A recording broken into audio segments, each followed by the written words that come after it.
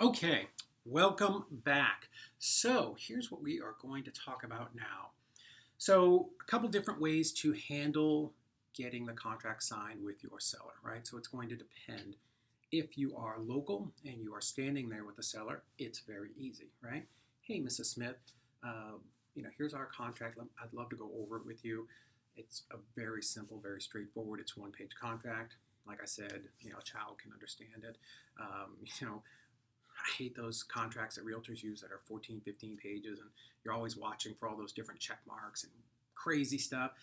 What we do is very simple, very straightforward. My job is I'm just here. I want to buy your property. So, so let me show you what we've got here. And at this point, right? So what I'm doing is I generally, unless somebody asks, I'm not going to go line by line, right? I say, hey, so here's the address.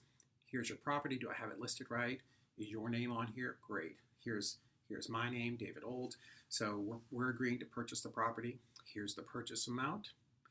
I'll highlight stuff like, I'm buying it as is.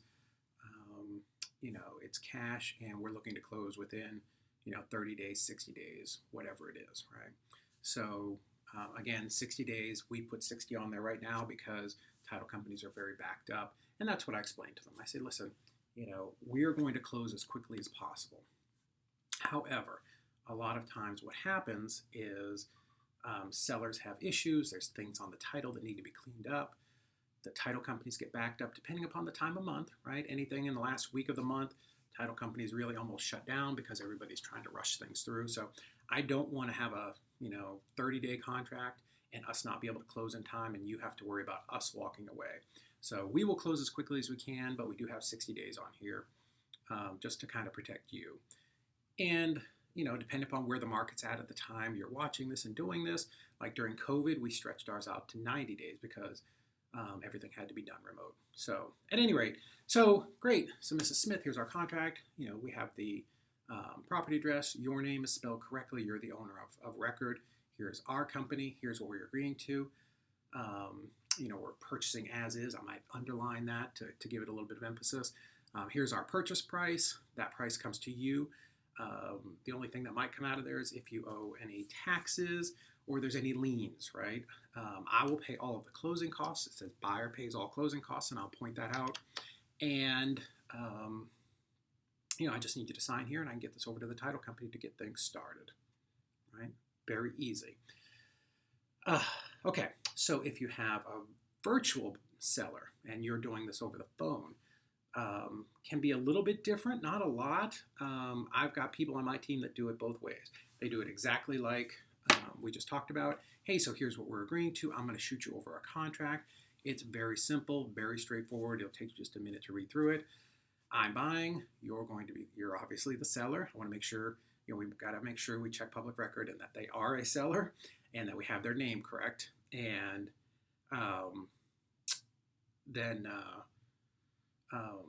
here's what we're purchasing it for, and here's all the information, right? I'm going to send that to you. As soon as you sign it and shoot it back to me, we can get it to the title company and we can start things moving. The other way that people will do it is, and I've got someone on my team that does this and it works very well. Hey, are you near a computer? Can I send this over to you? And, let me go over it with you.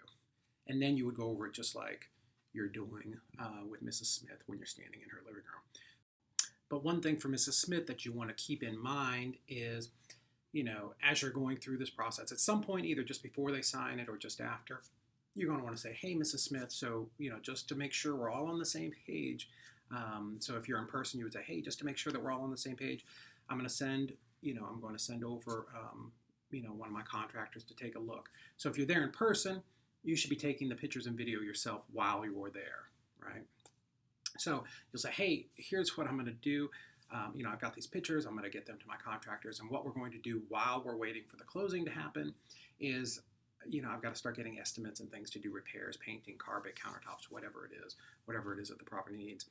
And, I'm going to send over some contractors. I'll try to minimize it one, maybe two times so that they can come through and they might need to do some measurements or just take a look around because sometimes pictures don't always translate.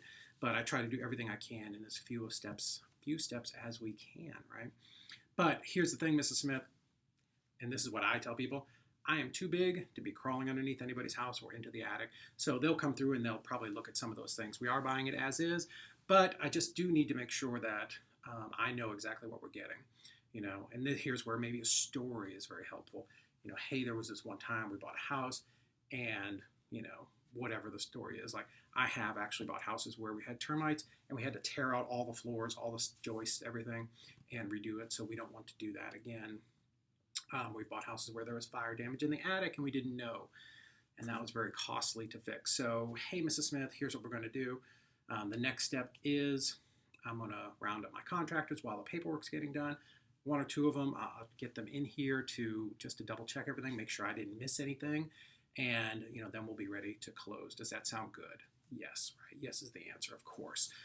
Nobody's going to sell you a property and not expect you to take a look at it, right? So cool. So with a virtual seller, it's very similar, right? Hey, Mrs. Smith.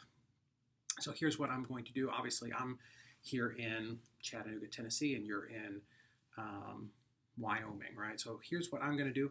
I have somebody that works for me, and I'm going to get him to come, him or her. I'm going to get them to come over in the next few days. We can schedule a time. They'll run through real quick, just take some pictures for me, and just a quick video of the house so I can see, sort of where everything is in relation to each other. Even if the seller sent you pictures, that's okay, right? Because we need more, right? So, hey, I'm going to send them over. They know what we're looking for, and they'll take those. That's at my expense. You don't have to do that. And then once we have those pictures, I'll send that over to my contractors in the area so they can, start to put some quotes together. Because Mrs. Smith, as soon as we close, I'll need to get them in there immediately to go ahead and, do what we need to do so I can get a tenant in there or, fix it up and, whatever it is that our next step is. So super crucial that by the time they get off the phone, they understand that you're going to come out there and look at it. And then you want to follow with, hey, if they find anything that I didn't see or that we didn't talk about, we may have to come back and just rediscuss that. Is that okay? Does that make sense? Right? And they're almost always going to say yes, right? 99% of the time. So, so what that's doing is that's setting the stage if you need to come back and, adjust the price a little bit, right? Because sometimes that happens, not because, people lie to you, which they do. That will happen sometimes. But other times, like Mrs. Smith doesn't know, right? She just thinks she has a soft spot on the floor. She doesn't know what the issue is. And sometimes they'll tell you, sometimes they don't. She might have said, hey, we need some new flooring in the bathroom. And to her, it's flooring, but to us, it's a $5,000 job to tear out floor joists and, a tub and all those types of things. So you don't ever have to worry about what the repairs are because your buyers will tell you. They are never going to let it slip and miss the opportunity to tell you why your property sucks. So you want to try to get as much information from Mrs. Smith as you can, right? So, so that's what you want to make sure you cover as the contract's being signed, right? So we have to set the expectation. Because again, if we don't tell Mrs. Smith what's about to happen and we don't talk to her for 2 weeks and then 3 weeks later we call her and say, hey, I want to get my contractors in there. She'll be like, I haven't heard from you in 3 weeks. What's going on? Now there's going to be resistance and, maybe have a hard time getting in there. So here's what the next step is. Stay in contact with your sellers. Be very clear about, setting the stage for, hey, we're going to have to come take pictures and, I'll try to get all my contractors there at one time. You know how contractors are. They never show up when they're supposed to. So it might be two, right? We'll just do it as quickly as we can and to be non-obtrusive for you. And then, you say, hey, here's what you should expect next. We'll reach out. We'll let you know when we can come do pictures or we'll coordinate that time. My transaction coordinator will be giving you a call and, collecting some information for the title company. So if you're using Easy REI Closings, great. We will do that for you. If you, for some reason, are having somebody in your office that does it, that's okay too. But somebody needs to reach out, schedule the photos, and that person is probably the one that's going to be the one who schedules the pictures for you. If you don't have an acquisitions person, you don't have a transaction coordinator, obviously that person is you, and you need to be doing that. But yeah, so that's it. That's sort of how we go through that process. of getting the contract signed, what we explain to them, and then how we explain what the next steps are. So hopefully that helped.